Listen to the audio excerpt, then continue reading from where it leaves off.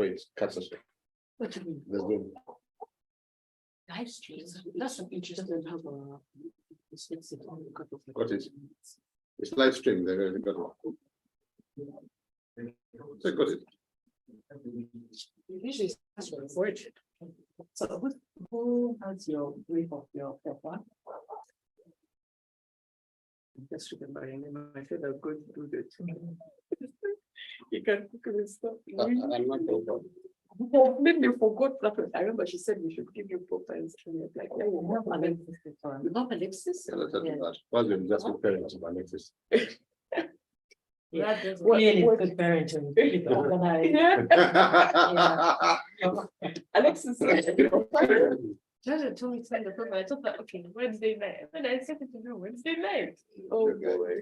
She told me I thought I was doing it tomorrow. Like so what yesterday. That's okay. Do you know what I can make you do it? I can say, Yeah, Rachel, okay, hello, so you are. okay, but we want to do it remember and because I put it was more about Parents. parents of the posting.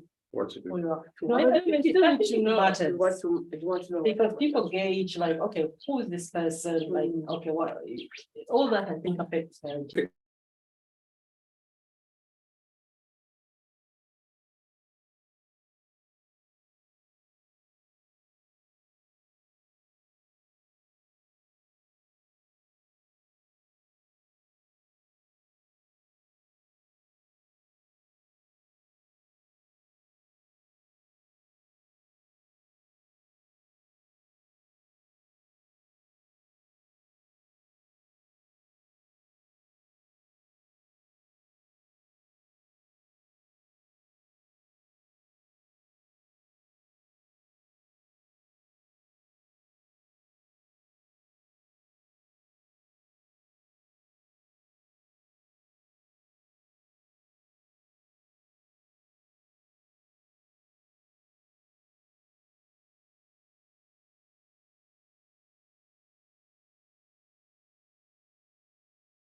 Hi, Engineer Lamek. Are we allowed to talk?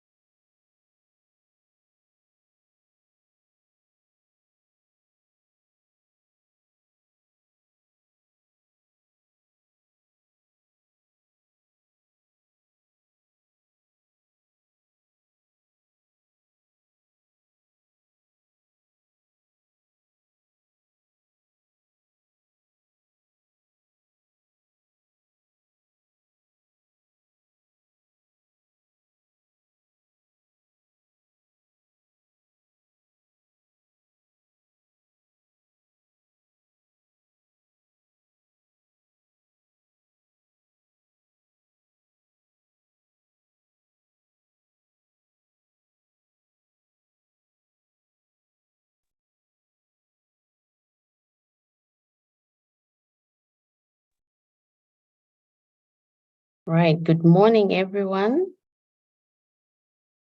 Good morning. Good morning. Can you all hear Good me? morning. Yes, Good we hear you. morning. Right. Good. Good morning. Good to see all of you. Great, good to see Yeah, you. you too. Yes. So I think we should start. We shall start just now. We have about 18 people online now. So we shall not waste too much time and we shall start right away. So once again, ladies and gentlemen, welcome to the 2023 PKSF Virtual Memorial Lecture. It's very exciting to see so many of you, our stakeholders and friends, joining us early on a Saturday. My name is Philippa Kadama Kamga, and I will be your MC this morning. For those who may be joining us for the first time, you are very welcome. And I'll just tell you briefly about the PKSF, so that you're not out of context. So PKSF stands for the Pamela Kadama Senkatuka Foundation. The foundation was started in 2016 in memory of Pamela Kadama Senkatuka. Pamela was a young mother, friend to many of us, and was passionate about helping people, especially young women, and lived by the mantra, be the change you want to see in others. The Pamela Kadama Senkatuka Foundation, together with several collaborators, carries forward Pamela's values and passions by playing the role of change agent through leveraging technology, mentorship, and capacity building that lead to equitable access to social services and improved well-being of young people. So in line with that, this year the foundation has worked with many young people in Chikandwa, Nachesanga, and Galamba. And as you may have seen, those who came in early, the introduction slides were showing some of the work that has been going on this year with the young people in those places. So back to today, our focus is on the parents of these young people. As much as the young people today may think they know so much, we believe that parents still have a valuable contribution to make in guiding them.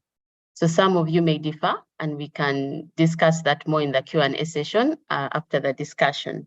So without taking any more time, I'll like to invite our moderator for today, Ms. Tracy Senkatuka, who will lead the discussion. But before that, I'll just introduce her briefly. Tracy has a vast experience in finance, business, education, training, and coaching. And with that background, I believe you'll agree with me that she's well suited to lead our discussion today. She's greatly driven by Jesus's words, my people perish for lack of knowledge. She's passionate about young people and excited about their potential. Tracy, you're welcome to take over the mic and lead us through the discussion for today. Thank you all. Thank you, Philippa. You're all very welcome and to this very exciting topic, parenting at 18 to 24, between 18 to 24. And also very much looking forward to, I think many people on the forum are in that stage or have had that stage as parents or are going into that stage. So the Kitukas are going to give us a very, very good story or testimony on their behalf, on their part of that journey for them, for which we're very excited to hear.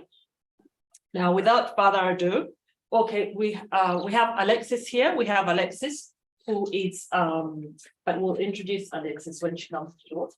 She is in the age group, Alexis Kituka, and Rachel Kituka, who is going to be telling us from mom's point of view and parenting in general, and then obviously Nelson then, who's going to wrap it up for us and give us his overall view after Alexis and Rachel have talked about their experience as parent and receiver of parenting, the recipient of the parenting. And after that, as Philip has said, we will be very interested to hear questions, answers, and comments and opinions. So because parenting is not something that is in a logbook, it is experience and what God gives us to guide, and every child is very different.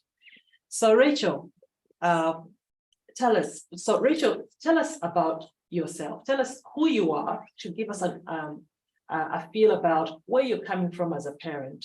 And please go ahead. Thank you. So I'm Rachel Kadama Chichuka, mother to two girls, Alexis over here. She'll introduce herself later, and Athena, who is not with us. And I'm happy to share my learnings, which are still starting in some place.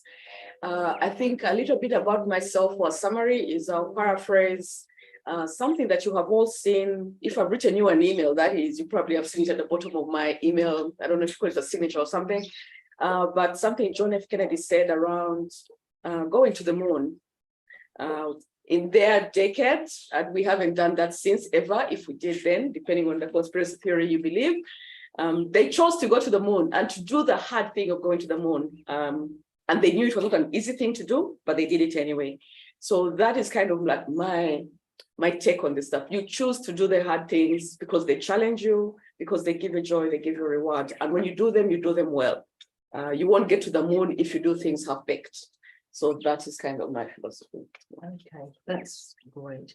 So we're here, that's who she is. Now, Rachel, what has been your journey as a parent? From what has been different?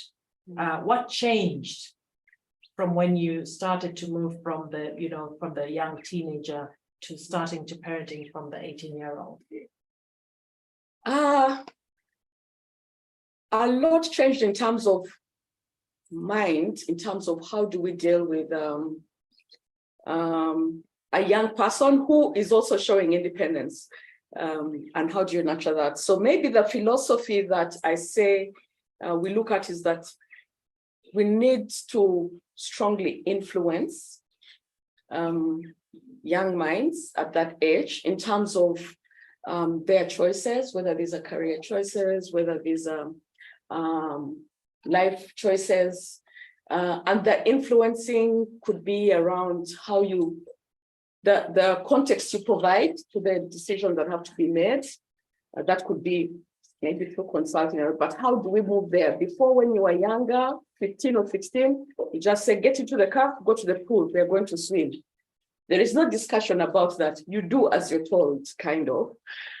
You might defy in different ways, but basically you do as you're told. When you start moving to 18 to 24-year-olds, do as you're told does not work completely. Because now somebody also can insert their ability to be an adult. They're 18, therefore they can make their own independent decisions.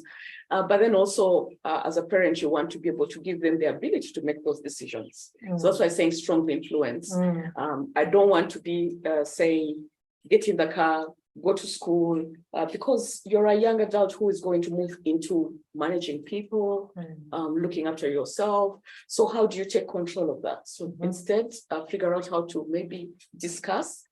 Moving from today might be a good idea to go to the pool because then you keep fit as you go into work, or you are able to stay healthy. So the context then and the discussion kind of changes.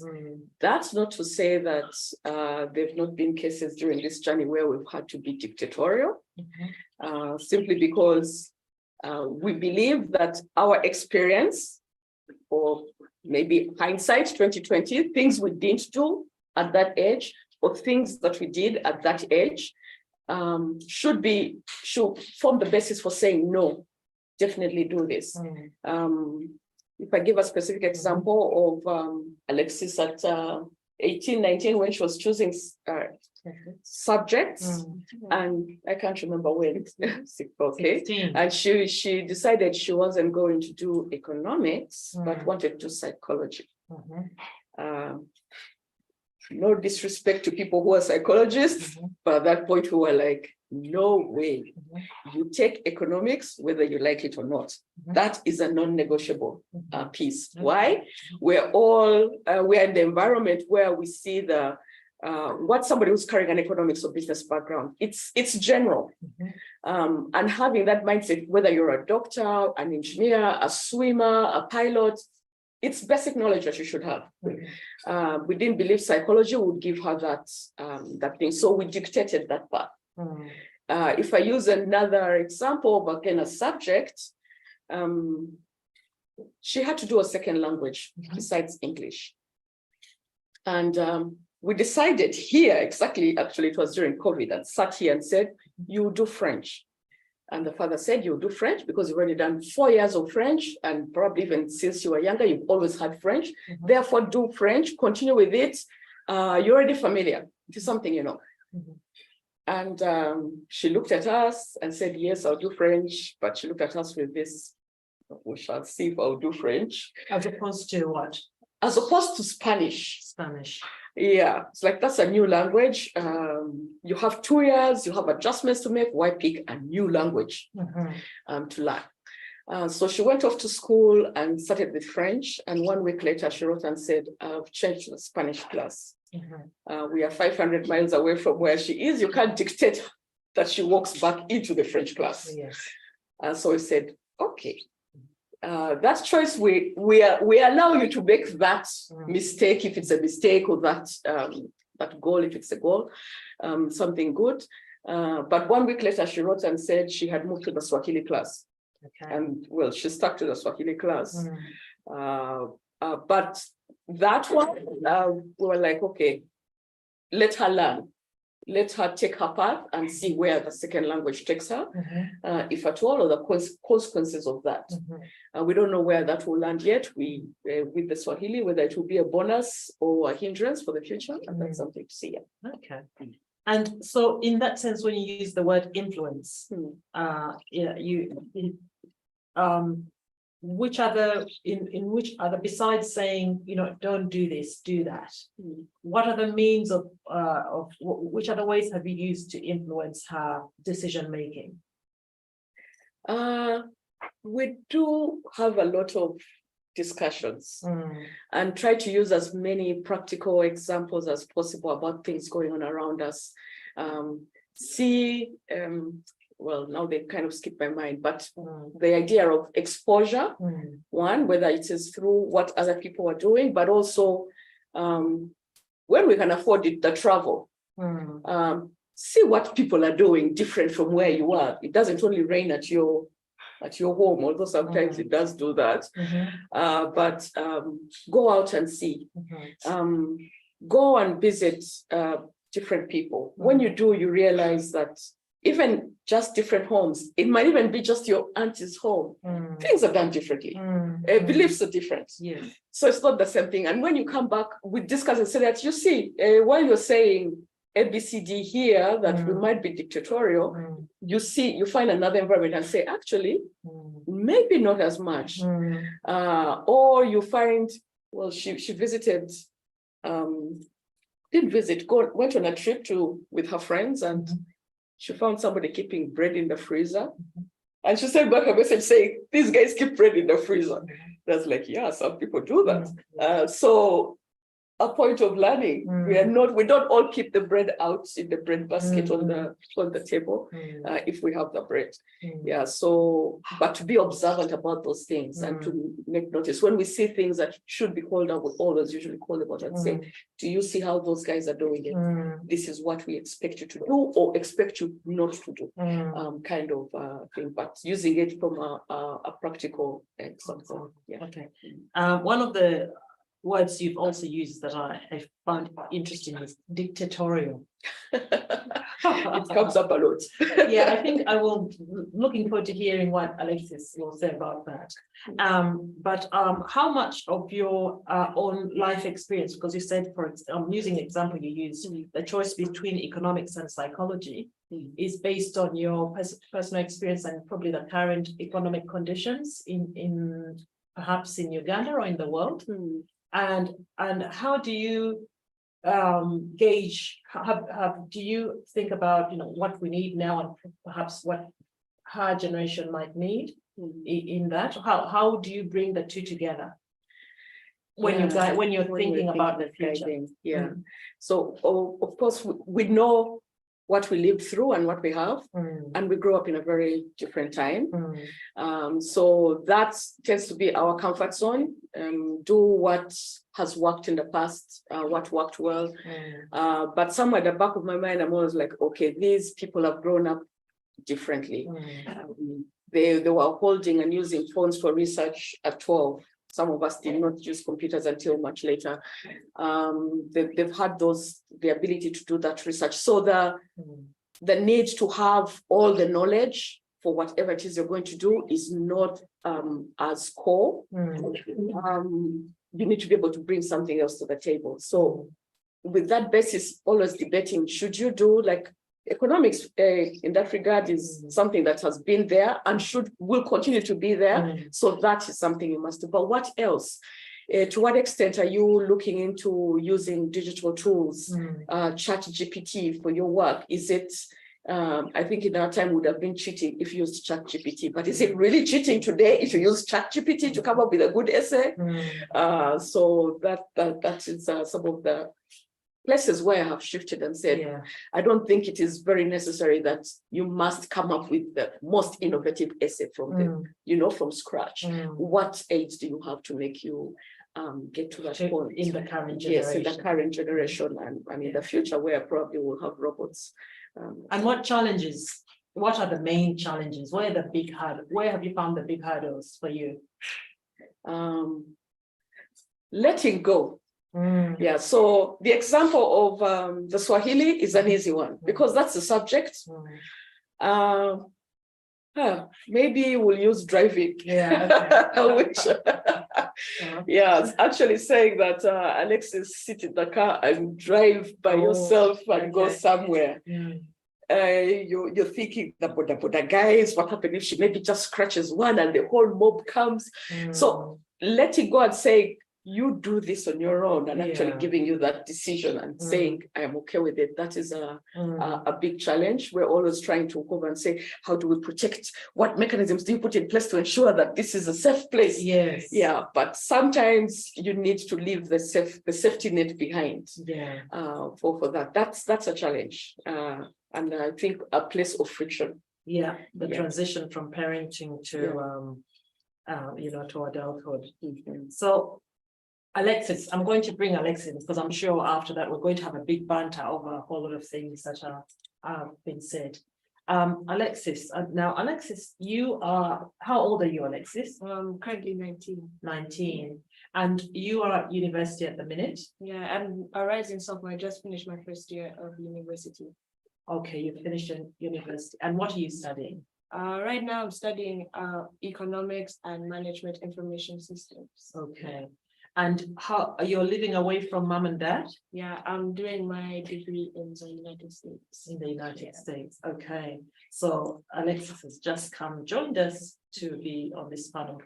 Now, Alexis, fire away. What do you think of mom and dad, what they've done in the last year, I think but there's been preparation before, because I think there's no cut off. It's just a continuous, a story that comes from childhood, not responding to mom, but what has been your experience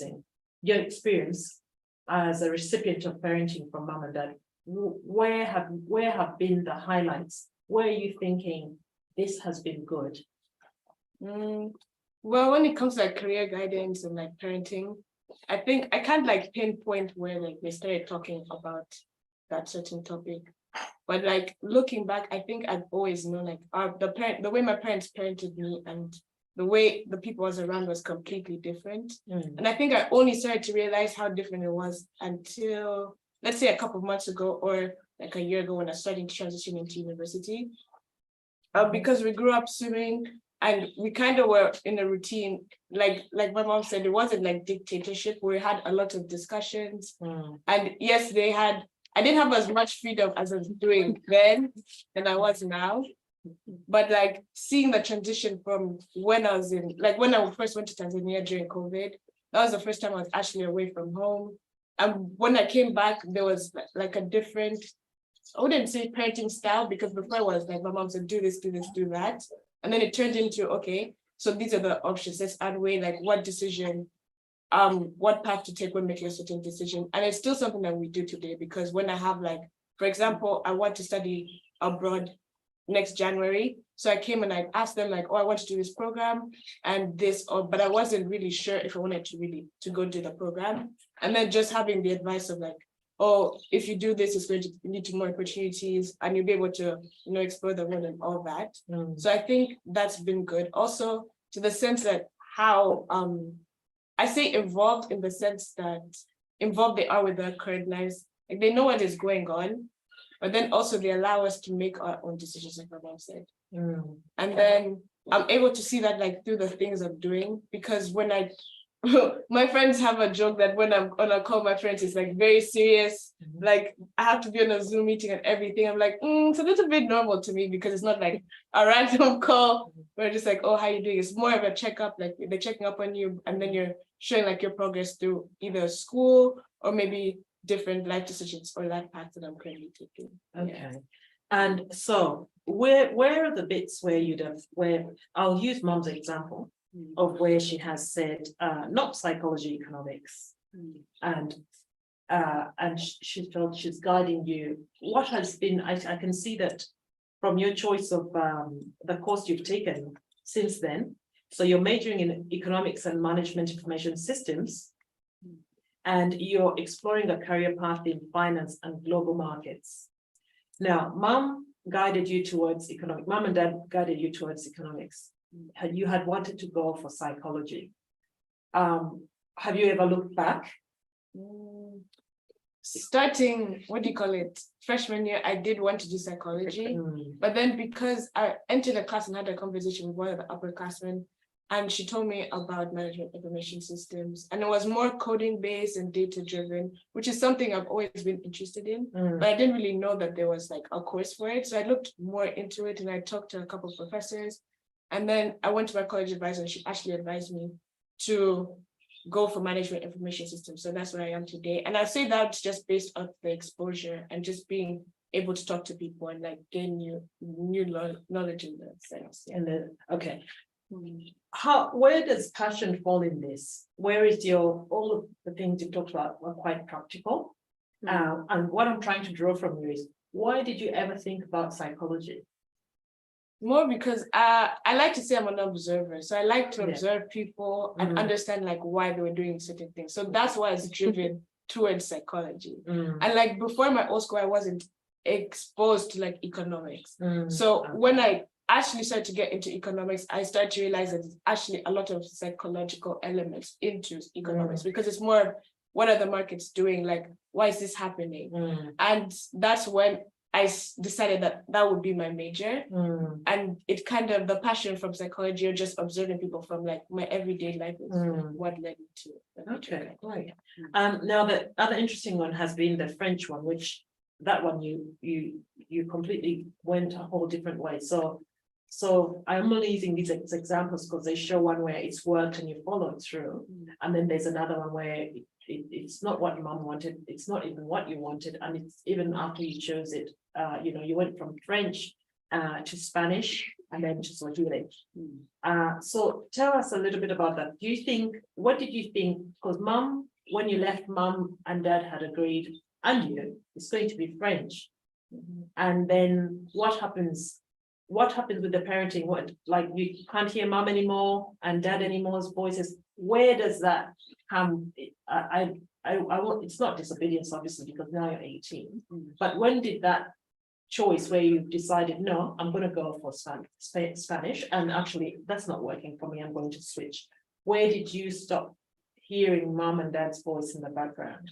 I think when I got to school and I was actually in the class and I analyzed like the way the teacher's teaching, the subject itself, to myself, I was thinking, I know for 2 years, I will not be able to do this class. Like, even though they want me to do French, maybe it isn't the right option for me to be sitting here. So I kind of went into Spanish, taking a leap of faith, saying that, it's a new language. I know I will be able to do the work. I believe in myself that I'll be able to do the work to catch up or to stay on track and be able to finish. Yes. Unfortunately, I didn't like Spanish either. So I took Swahili again, just like another leap of faith, but I was able to stick with Swahili and continue and finish the degree with that. But to a sense, it was I had to put behind their thoughts and feelings and more put what is it that I need, or where do I envision myself at the finish line. Okay. And now very quickly, what has not worked? Yeah. That's so stuff. What hasn't worked?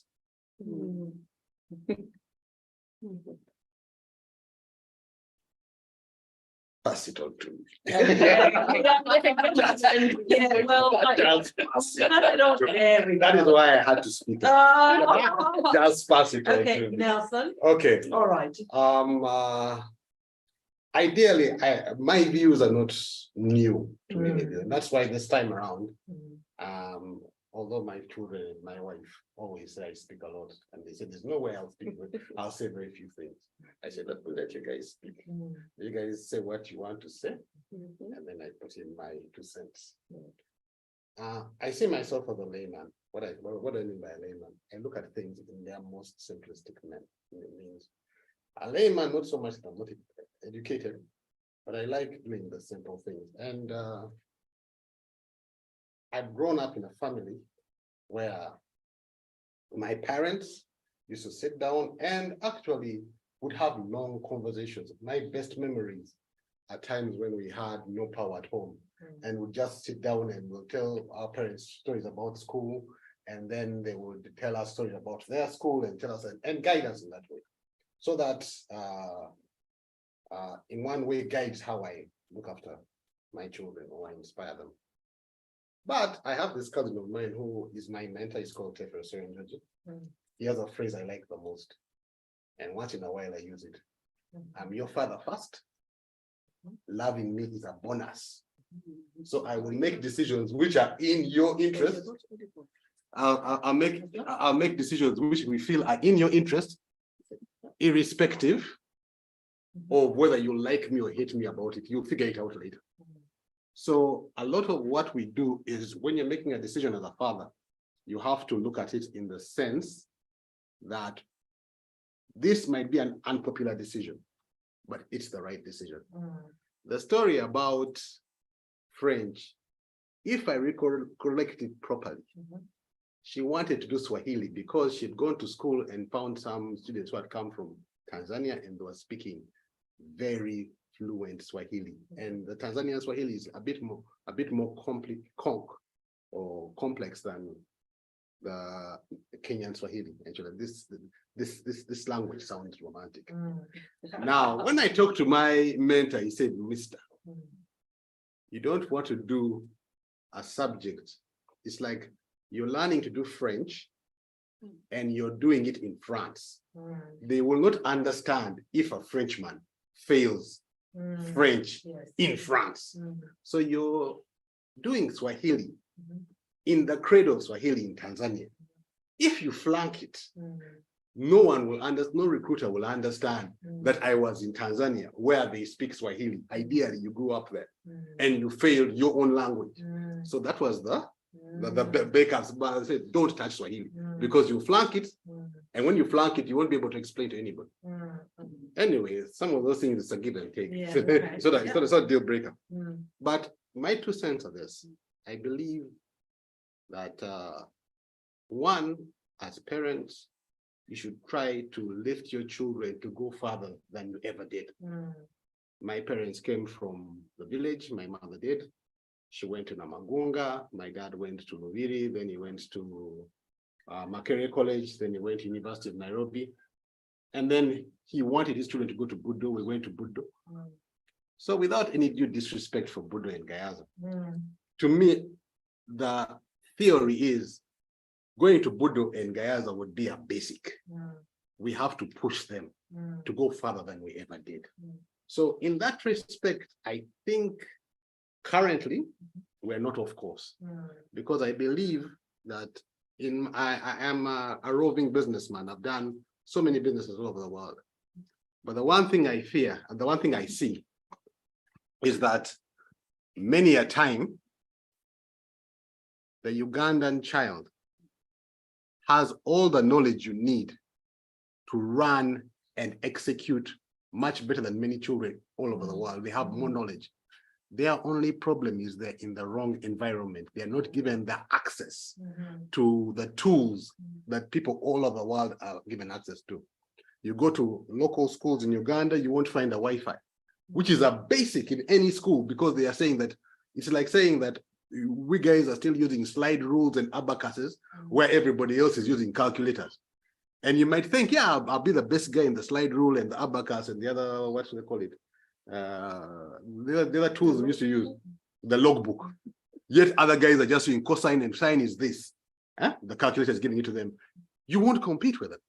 Now, my belief in life is that our children should be able to aspire to conquer the world. That's what I tell them. And many a time this rubs some people the wrong way, but they're like, why do you think your child will conquer the world? And my theory is, if I don't tell them that they can conquer the world, who will tell them that they can conquer the world?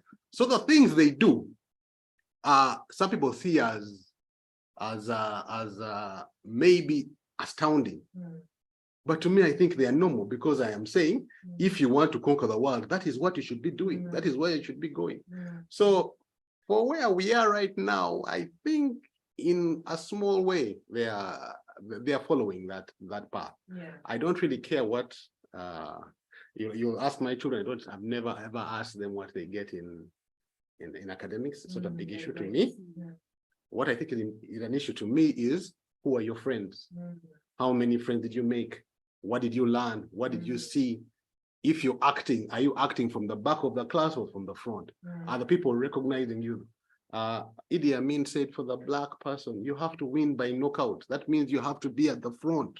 They have to see you, because there are other people who have natural advantages to you. So where somebody of another race or religion might just walk, for you, you have to fly. And so you have to know that you're coming from farther behind. So every time you waste being like that for somebody who will waltz in and the doors will be open, and you don't fight to get yourself in. And I have another phrase: my job is to put my children in the room. And by putting my children in the room, I'll say I will do whatever it takes to get them to being noticed and to be able to have impact. So our fights with Alexis are about social media and what she writes. She's a private person. And I'm a person who says, no, you're doing outstanding things. Write about them so that other people can see. So other people can say, hey, she got into the room like this. Even me, I can get into the room in the same way. There are many things she's done that to everybody think are normal. I'll give an example. We once went to a swimming competition in Stellenbosch in South Africa. And she was a girls team captain. And there was this race called 200 IM. And she was, I am not going to swim IM. It is a hard swim. And I sat her down and I told her, madam, if you do your calculation, if you look at athletics for the black people, we win in those races which require endurance. So you will find the best runners, the best African runners are long distance runners. The people who do, so if you're going to compete against other races in things where they have natural advantages to you, if you're running these short races over 100 meters, or you read 50 meters breaststroke, you want to beat somebody who is taller than you, stronger than you, maybe has put in a few other things to enhance their ability to swim better. But in endurance, it shows mastery of the technique, which somebody who hasn't been trained as much as you will not be able to beat you at. So when you watch these long races, you'll find that at the beginning of any marathon, you'll see all the different races. They are always at the beginning, they're always running like, then the Africans begin to take over. And when the Africans take over, at that point, all the other races begin to fall out. And that is the theory. The theory is, you have to go and do those things that other people are not willing to do. So in this case, when she swam, when we walked into Stellenbosch, Stellenbosch is a university where all the signposts are in Afrikaans. I'm told till very, very recently, they were teaching in Afrikaans. So everybody's looking and saying, what is this black team doing in Stellenbosch? What are you doing in the heart of our place? And swimming, which is not a black sport. You guys can't swim. Now, all the people in our team are looking at this thing of children swimming and saying, what are the Ugandans doing here? They have no right to be here. They're in our space. But we had somebody in the team had to lead the charge. And so Alexis swam that race and she got a silver medal. And the moment she got a silver medal, everybody else said, hey, this thing is doable. And once they all said it was doable, that day we cleaned out so many races. You'd find a race where one of our swimmers was, let's say, a lap behind, and this swimmer begins to just claw down, and win the race. And the girl she beat starts crying, and the other ones, the younger ones. So my current tips with my daughter are all about her ability to show others. I mean, it's I can appreciate where she is. I can appreciate that you don't want to be the center of attention all the time. But if you're doing something astounding, you need to show others that even them, they can do it. You're not special. And when people realize that these things are not for a certain class of people, it's not a certain class of people who get scholarships. It's not a certain class of people who go and go on study abroad programs. Our problem as Africans is we don't even try. We say, that was not for me. And that is what I want to build. If you're going to conquer the world, you have to have that mindset of, I will take on this journey. If the worst they can do is refuse. And when they refuse, we'll say, yeah, okay, next. But with time, they'll stop. Okay, now that's been very interesting. And even on Nelson, thank you very much, because you push on a much wider platform, not just you as parenting, but where we're coming from in the African context. Now, I'm sure there's a lot of people itching to jump in with a question. So we're going to open up for questions, and I'm sure there's going to be various ones, because the family is opened in their context, first of all, their family context, in their character, their own strength, their own passions, but they're very knowledgeable, and it will be interesting to hear what you are bringing back. What's your banter? Okay, so do you have any questions?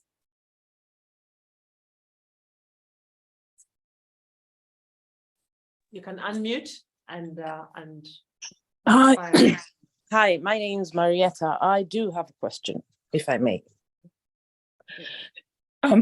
So Alexis, really great to hear your story, and your dad's right. We kind of hear it through the waves, if you like. So please continue to fly that flag.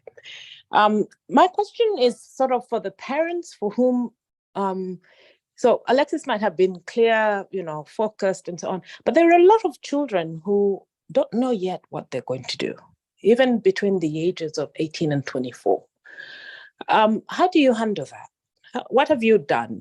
And this is also for Alexis, for your friends who potentially, they did S6 or they're in S5 or they finished GCSE, whatever it is, the ages between 18 and 24, and they're not quite sure, because everybody develops a little bit differently in terms of age. How do you handle that as a peer? And then maybe to your parents, how do you handle that, either as friends of parents like that, or even as parents yourselves? Thanks.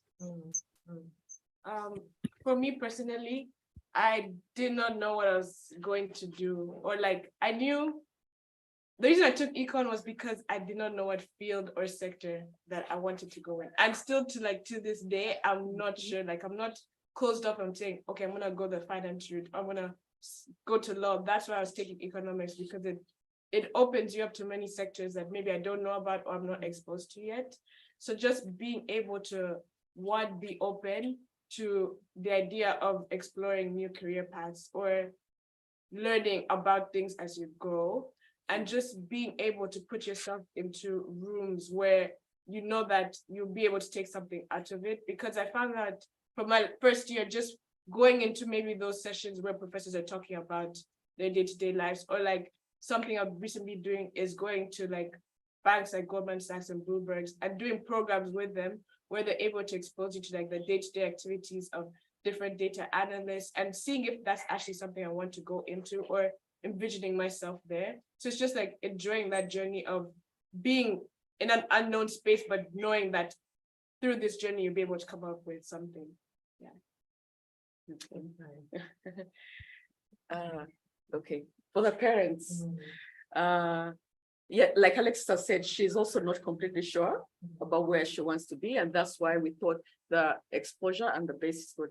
But if I move to Athena, our other daughter, who is at the S4 level now and is doing 9 subjects, and we've been grappling with this. What are you going to do in A level? You have to cut those 9 to 3. And there's a big struggle there about what is it that you are good at doing. She comes with, I don't know if it's a disadvantage, but the handicap of dyslexia. So reading is a challenge. But she loves history. Then she struggles with math and doesn't like the math teacher, which makes it kind of worse. What are you going to do next? And where do you want to be? One day she wants to be a doctor. She sees herself as a surgeon. The other day she feels she's going to be a human rights lawyer.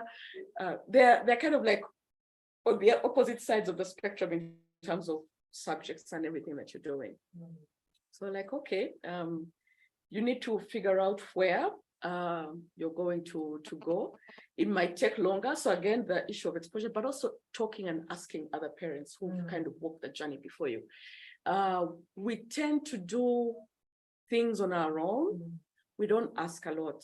So she's just finished university. She's gone through the process of applying for scholarships, getting them. We sat down here and filled out multiple financial aid forms, collected all kinds of data. Parents do this every year. Even West just came from UWC. There are probably like 15 Ugandans. But how many reached out and said, how did you fill that form? What did you put? What did you put here? And why did they do this? People actually go out and they're asking. So for these things, like Barita said, where people are not yet focused, I just look for other parents who are struggling with something and ask them, what are you doing with dyslexia? Or we just went through an assessment with an educational psychologist for how do we go through this exam period with Athena? How do we support her with this thing? So ask people who know, experts, or ask other people who've kind of walked the journey. And then also the challenge that we mentioned earlier, just let go. Some things you have to give them the time that they need. So right now we're like with Athena, we're like on the path of history, English, and business as a kind of choice. But who knows, we might end up with biology. So we've kind of put down and said, where it takes us, it goes. We've tried to put in the guardrails and ask and keep checking, but yeah. My answer to that question is very simple. When I said I put my people in the room, I am saying they don't know what is happening in that room, but they have to go in there and find out. So I don't have, people assume that if you take your children abroad, you have a lot of money. It's just a sacrifice. People just choose whether they're going to build another house or buy another car or pay school fees. I choose, or we as a family choose to pay school fees. But why I'm saying that's important is that the institutions you take your children to are the ones that give you the options. If you go to a school where they don't do anything like arts or drama, your child will never see arts and drama. If you go to a school where they don't know how there are schools which have squash courts. You might not be good at tennis, but you might be good at squash. But how will you ever know that you're good at squash if no one ever exposes it to you? So for me as a parent, my job is to look for those institutions which have the most likelihood of exposing my child to as many things as possible. Why people keep saying, why did you choose the US as opposed to the UK? It's back to that point that you can go in and say, I have people I know who went in to do computer science. Then they get there and they say, I don't like computer science. Let me go and do economics. Let me go and do environmental something. And the university gives you the opportunity to change. Now, our problem is when I went to Makerere, I went to do statistics, but I was among the only few people who was able to actually change a course and go and do business because I had a very high score. But everybody else, if you went in to do law, that's it. Changing, impossible. And you don't know what and back to the point, we have a problem with career guidance because the people we choose to guide our children, I believe they have limited knowledge of what happens in the real world in those professions. So among the things I encourage parents to do is that if your child says, I want to be an architect or I want to be a doctor, send them to a hospital. and say, okay, you go and sit at the reception of a hospital. You go and be a cleaner at the hospital so that you know what happens in there. People think surgery is a very prestigious thing. But when you talk to surgeons and they tell you we were standing for 16 hours, if you're the kind of person who can't stand for 16 hours, you won't be able to do the job. Huh? The kind of work you have to do, the kind of hours you have to keep. So what I found is that when a child shows interest in a specific area, as a parent, it is your job to expose them to that area in their own right. Say, okay, you go and work there, and say, I will support you. You go and you want to be a lawyer. Okay, let me find a law firm, call somebody and say, let my son come and be your messenger. Okay. And then you understand what happens there. And that is how you pick. Now, the thing about, I'll tell this about to Alexis, which I tell her every day. You're a foreigner in the US. Your time is limited. You have exactly 4 years to determine what you're going to do and where you're going to go after that. So don't waste it. Don't be like somebody who is there all the time. Those ones can be baristas, they can be cooks, they can be au pairs, because they're in their country. It's like if you're in Uganda, you can do whatever you want. You can always remedy your situation whenever you want.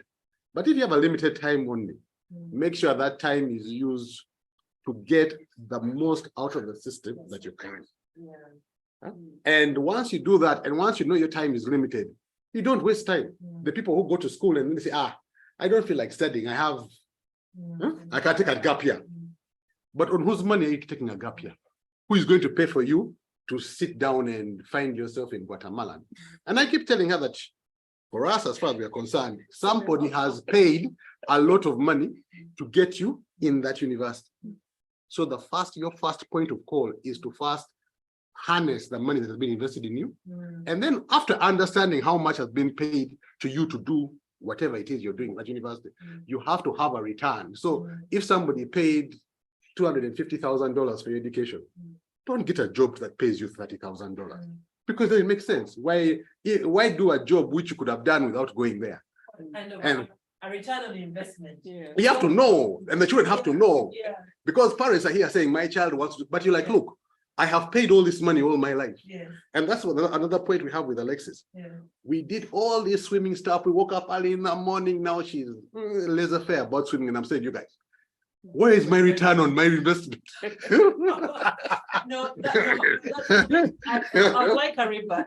That's a really good point. And I'm expecting someone out there wants to say something on that. Return on investment on On education. young adults. Yes. Education, young adults, because we're moving from higher education to work life.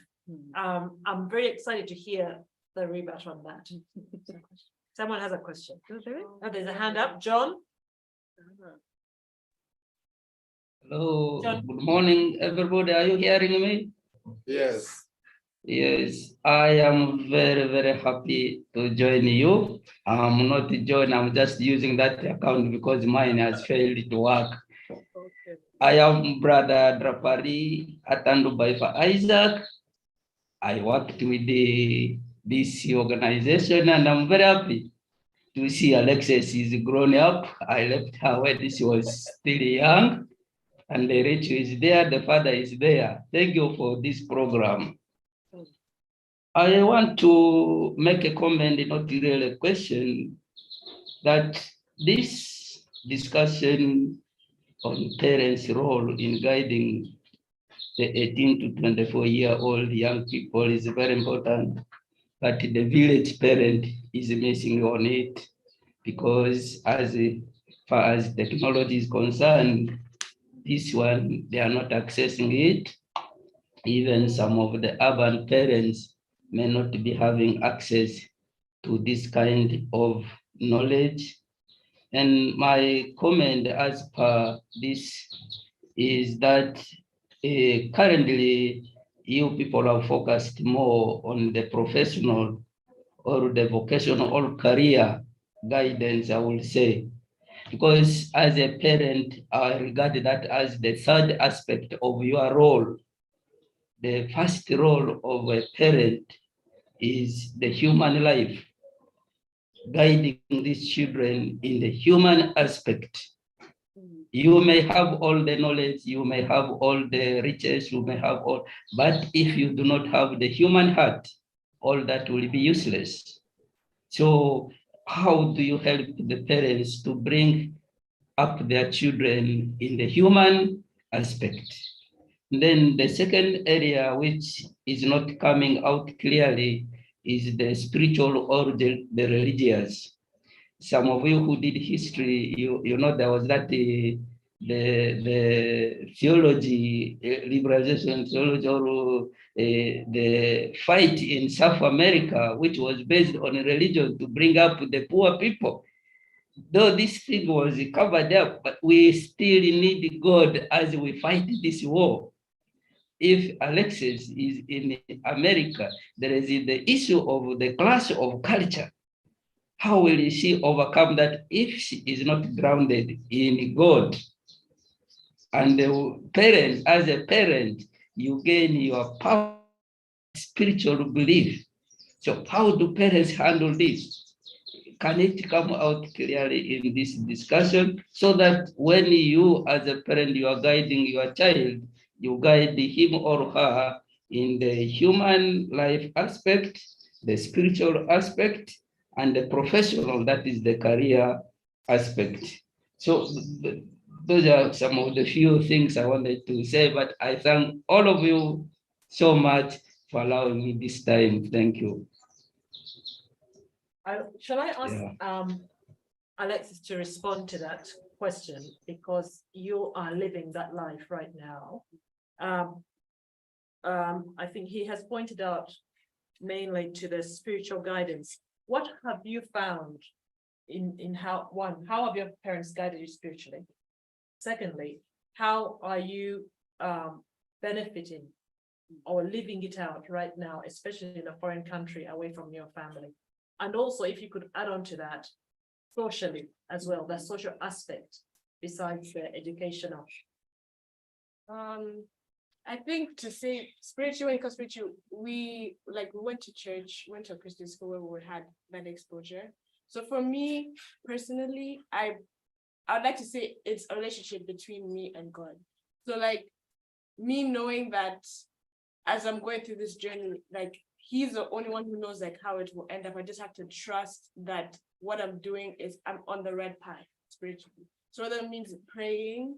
I'm not really one to go to church, but I do like to like read the Bible from time to time, or like look at online worship sessions or through music. So it's like different outlets. The way you can connect to God is something I found like when I'm back in the States. So I'm not usually like the traditional person to go to church on Sundays, but I do interact with God in like different ways to say.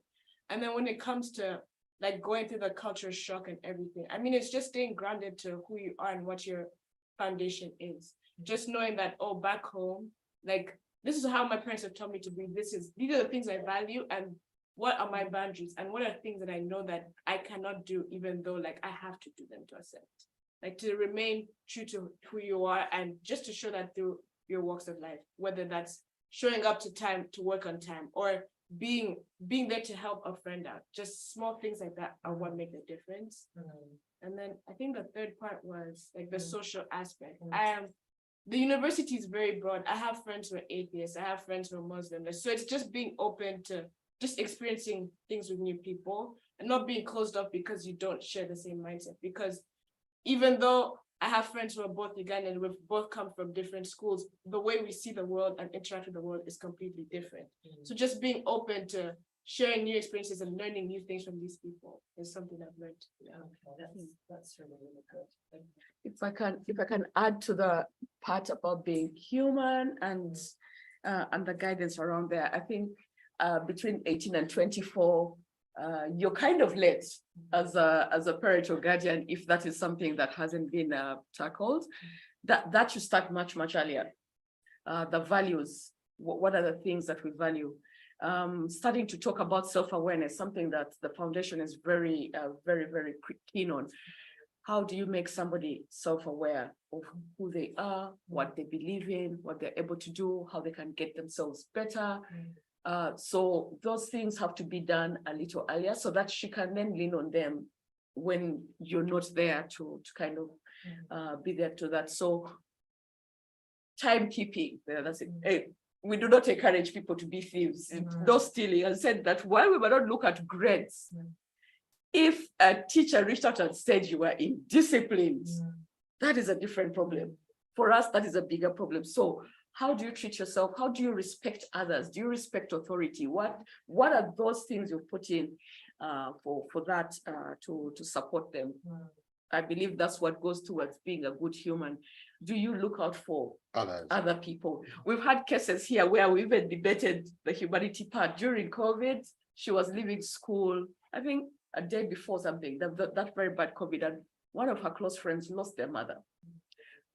So they had to change a ticket. It was the times when you had to go through a 3-hour wait at the airport for the COVID test. So Nelson here had arranged for a guy to pull her out without going through the 3-hour waiting process.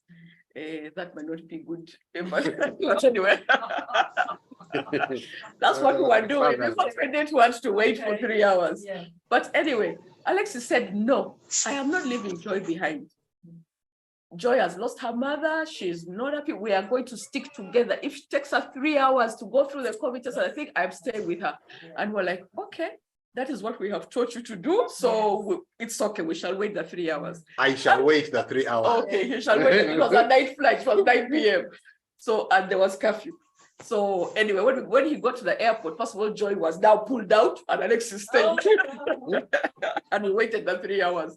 But at the end of the day, we told her, don't get discouraged, because she was now very annoyed. She's like, this person who I stayed behind for just left me here. But said, don't get discouraged. The key thing is that you understood, you have to support and reach out, and you should always do that. I think that is one thing that came out for us with that one. Yeah. So do we have one more question, and then we'll answer. Thanks. Thank you. Do we have another quick question? Just one more question, and then we'll wrap up. Jennifer will bring it in for us on how that is relevant with the foundation. One more question. Hello. Hello. So my name is Rachel. Thank you so much for that enlightening talk. My question, we are in a different generation from what Alexis is at. I've seen parents who struggle with their children who say they want the trade that they want to be a blogger or they want to be a YouTuber, which for me, because we were trained in the generation where we are a doctor, a lawyer, an architect, something like that.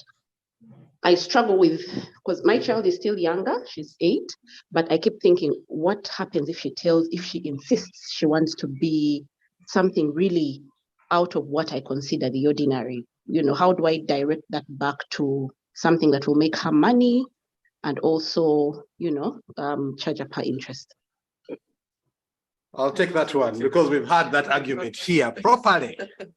And I've told her that to be a blogger or anything in the world, you have to, in Malcolm Gladwell's word, do the 10,000 hours. You have to be an expert.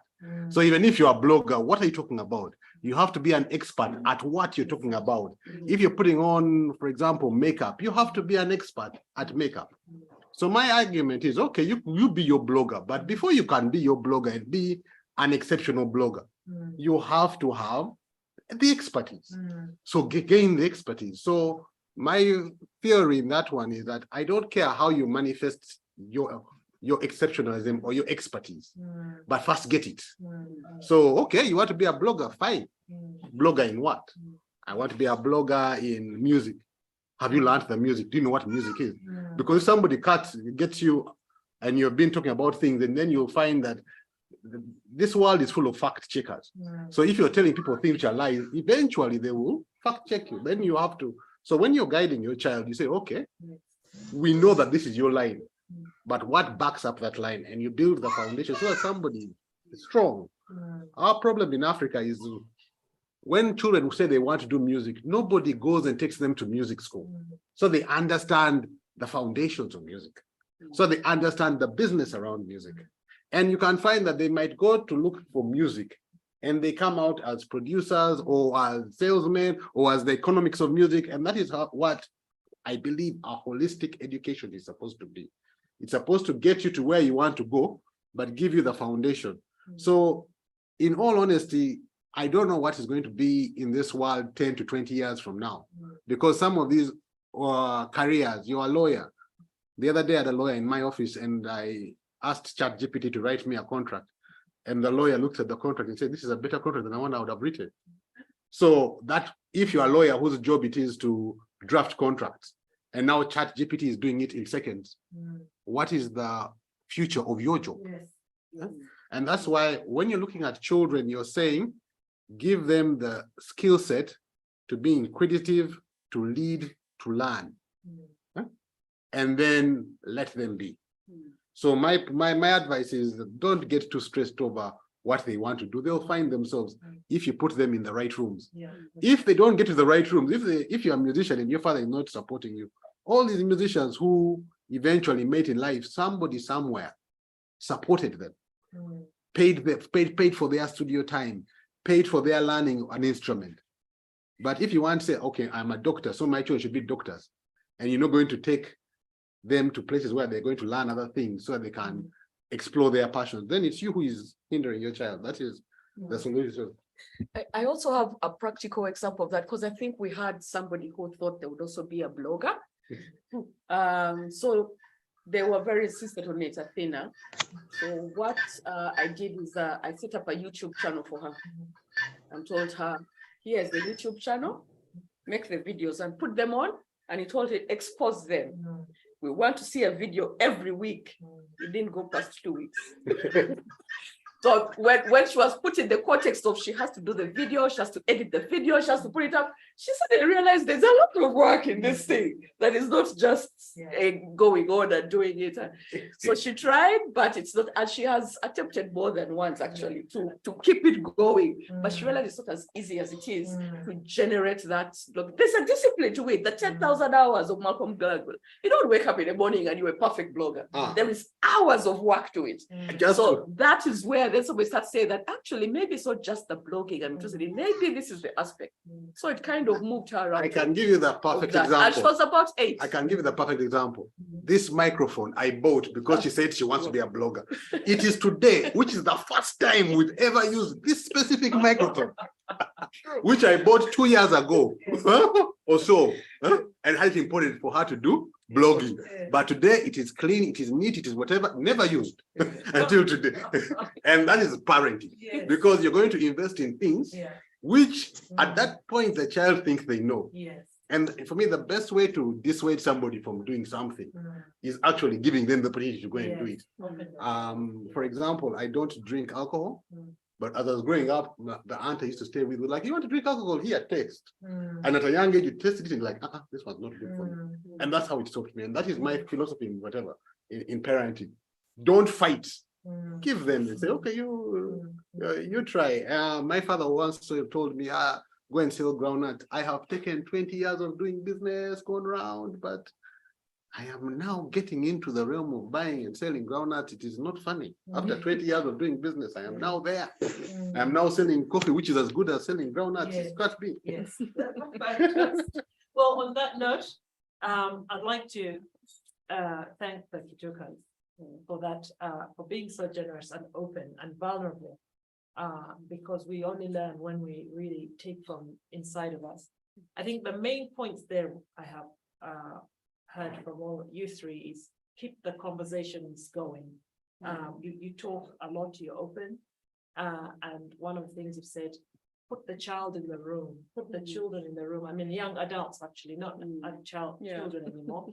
But I think from childhood, if we have that dedication to make allow the child into a room or make space for them to get into that room, whatever size, then they will learn the confidence of moving into those spaces. And also the other thing that you have that has come very strongly is that every parent has to have a stand. The child might not take it. Many from a lot of what Rachel said, for my examples, your family, the parents, you and Nelson have had a stand. You have to have a place where you say, this is where we're at. And where, when the children divert from that, they know, in any case, this is who our parents, this is who my parents are. And I think that has come through from what you've said to Alexia, where you've said, this is how we do things at home, because there's a clear standard. So with that, and it comes with a verse in the Bible, which says, I will not quote it, but it goes on the lines because I will get it wrong, you know. If you teach children, they will return on that they will come back to that way. Yeah. And I think with that, that's been fantastic. Thank you very much, Nelson, Rachel, and Alexia. Thank you very, very much. And I'm sure we've all benefited from that with that conversation, and we have had a lot to learn, and to encourage us all to keep putting our children in those spaces and to keep the conversations coming, even with the resources we have, because we will, you know, it's amazing not how the curiosity is born from very small things, even just going to the garden and planting a flower, those things change. So I'll pass this back on to Philippa, if you can wrap us up and close us off. Thank you. Well, thank you very much, Tracy and the Chitukas, for such an enlightening and interesting discussion. I will invite Ian to do a wrap up and speak briefly on behalf of the foundation. Ian, over to you. Just give him a few seconds. Okay.